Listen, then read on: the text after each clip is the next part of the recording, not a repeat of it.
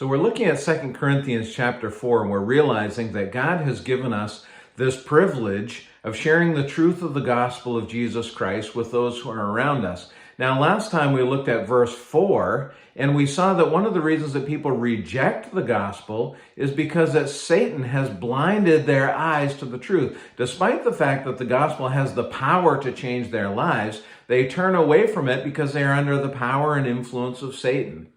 And we talked about the fact that this is a spiritual battle. Now remember our overall theme of 2 Corinthians chapter 4, which is that we are to persevere, that we are to keep going, don't give up. Now listen to what Paul says in a follow-up to verse 4 here today as we look at verse 5. It says, "For what we proclaim is not ourselves, but Jesus Christ as Lord, with ourselves as your servants for Jesus' sake." So Paul is reminding us again, because this is a spiritual battle, because Satan is powerful, because many people in this world are under his influence and even under his control, that the weapon that we have is Jesus Christ. We proclaim, he says, not ourselves, but Jesus Christ as Lord. We need to, of course, be so careful and always remind ourselves that it is not our powers of persuasion that lead people to Jesus Christ, but it is the power of God. It is the power of Jesus Christ to change their lives. Now, what I want you to see as well is that Paul is completely focused on Christ.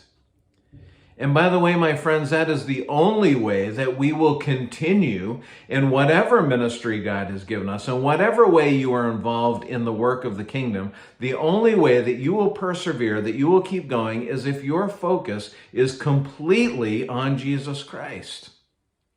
It cannot be on those around you. It cannot be on the accolades that you will receive or the pats on the back because of all the good work that you are doing.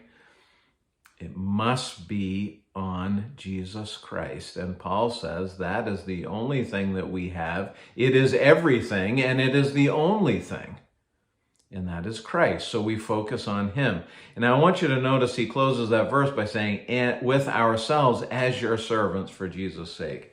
Can I suggest to you that the other secret to the longevity of Paul's ministry and the perseverance of his ministry is his humility, or was his humility.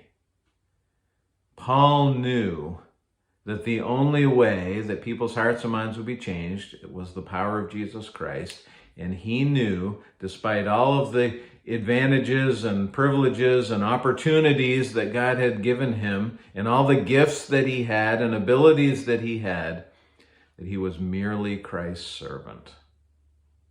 I think it is so important that we maintain this sense of humility as we seek to serve the people who are around us.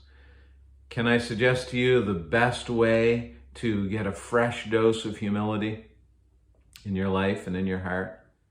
Look full into the face of Jesus Christ, his majesty, his power, his holiness, his grace.